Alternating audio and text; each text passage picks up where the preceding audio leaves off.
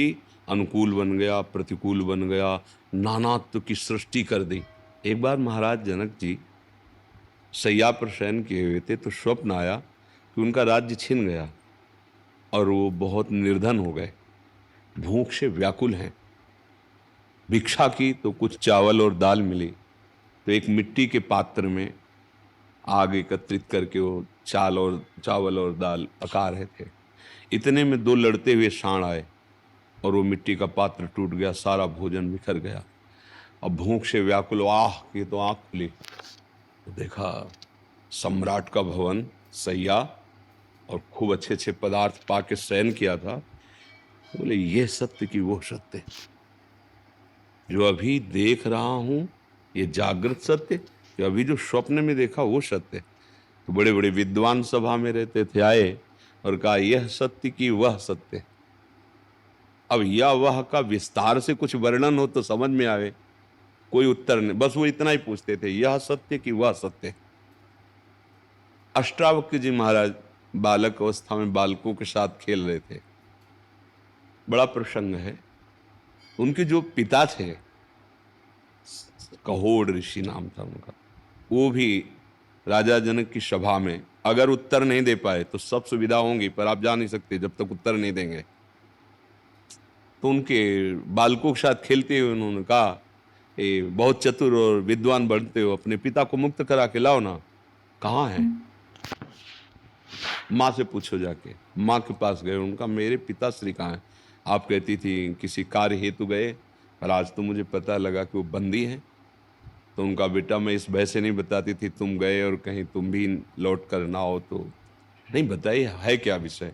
बोले विषय तो जनक जी जानते हैं, पर वहाँ जो विद्वान उत्तर नहीं देता तो उसको सब सुविधाएं दी जाती हैं, पर वो अपने घर नहीं जा सकता उत्तर दिए बिना। ठीक है हम जा रहे हैं। वो अष्टवक्र थे, आज जगह से टेढ़े थे, वो पिता के हिसाब से थे, गर्भ में ही थे। तो पिता वेद की ऋचा बोल रहे थे, उनमें त्रुटि हो गई, जरा त्रुटि हुई तो आवाज आई, इसको सुधार के बोलो, यहां त्रुटि हो रही। तो उन्होंने अपनी पत्नी से पूछा कौन बोल रहा था? बोले गर्भस्थ शिशु इतना वक्र है कि वहां से हमको उपदेश कर रहा है। तो प्रभु की लीला थी, उनको आवेश आया, एकदम साफ दे दिया। तो अष्टवक्र, वो 8 जगह से टेढ़े थे। 1-2 जगह से टेढ़ा हो तो आदमी चलने में, फिर 8 जगह से टेढ़ा हो। तो ब्रह्म ऋषि थे, सभा में गए तो सब लोग हंस दिए, क्योंकि 8 जगह से और नवीन अवस्था थी। तो ऐसे देखा और कहा मैं तो समझ रहा था ब्रह्म ऋषियों की सभा, ज्ञानियों की सभा है, अरे यहाँ तो सब चमड़े और हड्डी की पहचान करने वाले केवल हैं। तो जनक जी ने कहा ब्रह्म ऋषि कुमार आप ऐसा कैसे बोल सकते हैं? तो उनका आप क्या देख करके हंसे? बोले आपके शरीर के, तो ये क्या है, क्या चमड़ा मांस और हड्डी? आप हमारे स्वरूप को जाने? चुप हो गए। हाँ क्या प्रश्न है तेरा जनक? ऐसी बात हिम्मत से कौन कह सकता है? भाई राजा है और ज्ञानी भी है, क्या तेरा प्रश्न है? तो उनका यह सत्य कि वो सत्य? बोले ना ये सत्य ना वो सत्य। जब तू स्वप्न में था तब जागृत मिथ्या था, और जब जागृत में था तो स्वप्न मिथ्या था, जो एक क्षण में ही, एक समय में ही मिथ्या साबित हो जाता है, वो सत्य कैसे हो सकता है? तो आ ब्रह्म स्तंभ पर्यंतम सर्वम मायामयम जगत, ये जो नानात्व है इसी में सत्य है। ये जो नानात्व दिखाई दे रहा ना, जैसे 1000 घड़े हैं, उसमें सूर्य का प्रतिबिंब जल में दिखाई दे रहा है, तो वो सूर्य है पर वो नहीं है जो घड़े में दिखाई दे रहा है। घड़े के फोड़ने से सूर्य में कोई फर्क नहीं पड़े, पर सूर्य ही प्रतिबिंबित हो रहा है, दूसरा कोई नहीं है। वो सूर्य ही है पर वो नहीं है, समझ रहे? ये जगत भगवान ही है, मत्ता परतरम नान्यत किंचित अस्ति धनंजय, पर वो नहीं है जिसे तुम मान रहे हो, वो नहीं है। ये मनुष्य, ये स्त्री, ये पुरुष, उत्तम अधम, वो नाना प्रकार की प्रतिकूलता अनुकूलता, सुख दुख लाभान, ये नहीं है। वो है एको ब्रह्म द्वितीयो नास्ति। जब ये द्वितीयो नास्ति का बात समझ में आ जाएगी तो सर्वम खलमिदम ब्रह्म ने नास्ति किंचन, उसके सिवा कुछ है ही नहीं। जैसे स्वप्न में जो कुछ दिखाई दे रहा था मन के सिवा कुछ नहीं था, ऐसे यहाँ जो कुछ वे भगवान के सिवा कुछ नहीं है। ये जो मैं तू मोर तय तय, ये सब मायाकृत बुद्धि में उपज रहा है, और जहां ये स्थूल सूक्ष्म कारण तीनों से राग हटा तो फिर आप देखेंगे केवल ब्रह्म स्वरूप आप है, और आपको जो भी दर्शन में आ रहा हो सब ब्रह्म स्वरूप है, उसके सिवा कुछ है ही नहीं। जैसे ब्रह्म मूल प्रकृति, क्रम देखिए, ब्रह्म मूल प्रकृति, त्रिगुणात्मिका प्रकृति, सतोगुण रजोगुण तमोगुण, महातत्व, अहंकार और पूरी सृष्टि। अब फिर उल्टा आइए, जो पूरी सृष्टि वो पंच महातत्व से जो पंचभूत, अब वो फिर ऐसे लय होते और फिर वहीं पहुंच जाते ब्रह्म। नाश क्या हुआ? नाश क्या हुआ? किसी का नाश नहीं हुआ। जो जहां का जैसे तत्व था वो वापस होते चला गया अपने में, उसे हम प्रलय कह देते और फिर वो फैल जाता है, उसे हम सृजन कह देते। तो वर्तमान में है कौन? वो ब्रह्म ही तो है ना। तो हम ब्रह्म मान कहां रहे हैं? हम तो स्त्री मान रहे हैं, पुरुष मान रहे हैं, जड़ मान रहे हैं, चैतन्य मान रहे हैं, अच्छा मान रहे हैं, बुरा मान रहे हैं, सुखद मान रहे हैं, दुखद मान रहे हैं। तो मान्यता गलत है ना, यही मान्यता गलत है। वो ही अपने आप में अपना विस्तार किए है, अपने आप का अपने आप से पालन करता है और अपने आप से अपने आप का लय कर रहा है। ये आप जान पा रहे हैं क्योंकि आप अलग हैं, अलग मान रहे हैं। बस यही अलग होना हमारी दुर्गति का कारण है। समुद्र की एक बूंद अलग हो गई, उसका कोई महत्व नहीं, और वही समुद्र में आ गई तो समुद्र ही है। समझ रहे हैं ना?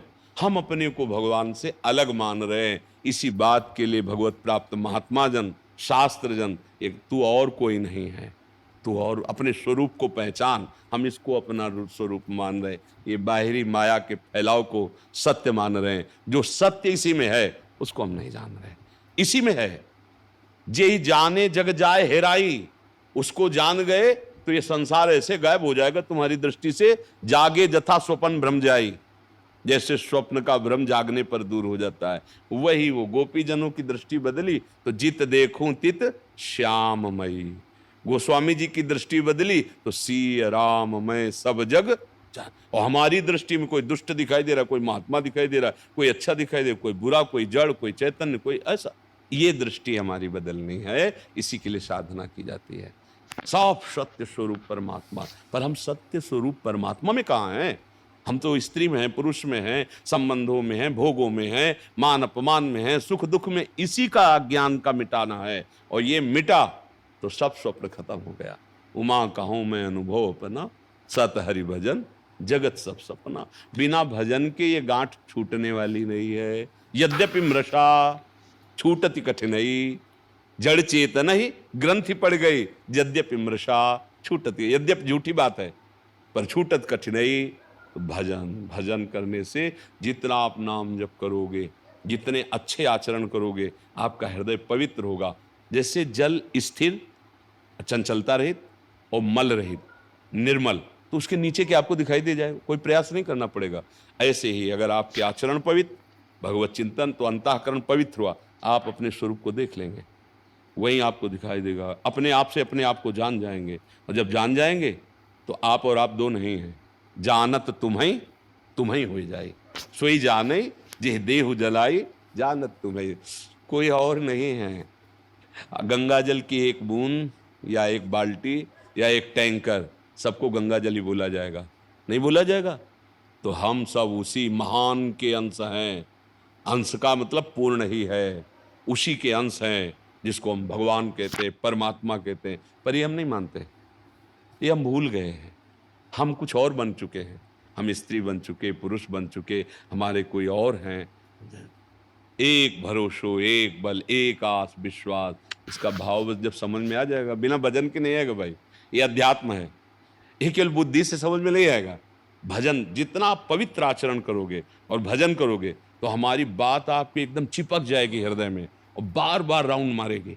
हाँ ऐसा है, ऐसा, उसको मनन कहते हैं। और जितना मनन करोगे, तो जैसे बर्तन मांजो ना तो चमक जाता है, ऐसे आपका मन, आपकी बुद्धि, आपका चित्त, आपका अहंकार प्रकाशित हो जाएगा। उसी में तुम्हें दिखाई देगा जो स्थिति है ना, वो बातों से नहीं सुधरती, वो आचरण सुधरे और भजन। जैसे हमें जाना बिहारी जी है, और हम छठी कला की तरफ दौड़ लगाएं बहुत तेजी से, तो क्या हम बिहारी जी पहुंच जाएंगे क्या? हर कदम हम दूर होते चले जा रहे ना, वही दशा हमारी होती चली जा रही। हमें पाना है सुख, हमें बनना है अमर। मृत्यु, विनाश ये मुझे नहीं चाहिए, दुख नहीं चाहिए, चिंता शोक नहीं चाहिए, पर हम कदम उसी की तरफ बढ़ा रहे हैं। उस आनंद सिंधु से विमुख होकर दुखालय की तरफ जा रहे हैं। इसलिए विचार करो, अच्छे आचरण में चलो और नाम जप करते हैं। हमें